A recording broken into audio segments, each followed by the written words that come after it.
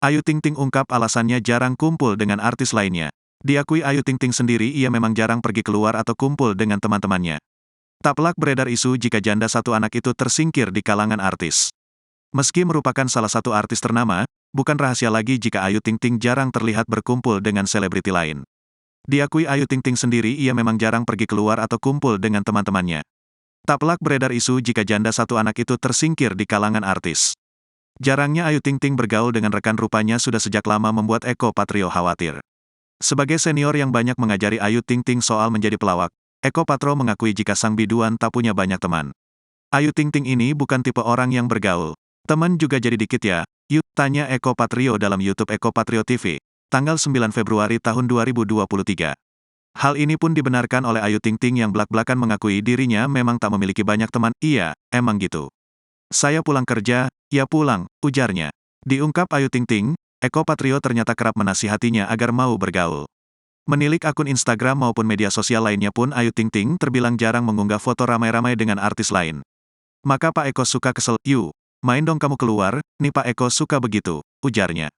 Kamu jangan kerja mulu, kamu main biar pergaulan lu banyak, imbuhnya menirukan nasihat Eko Patrio. Rupanya, bagi janda Enji Baskoro itu keluarga lebih nyaman daripada menghabiskan waktu di luar. Gimana ya, ada kepengenan, tapi udah terbiasa sama keluarga pulang kerja. Saya sudah merasa keluarga saya udah komplit aja gitu, bukannya nggak betah, di luar lingkup keluarga, imbuhnya. Eko Patrio pun memahami seseorang yang jarang bergaul akan canggung ketika berkumpul ramai-ramai. Makanya pada saat kalau bergaul ke tempat baru, malah bingung ya. Padahal itu teman-teman tapi mau ngomong mulai dari mana, ujar Eko Patrio yang dibenarkan Ayu Ting Ting. Bingung, maksudnya kayak malu ah, ujar Ayu menunjukkan gestur sungkan. Bukan itu saja, Ayu Ting Ting pernah mengakui dirinya tak punya geng artis.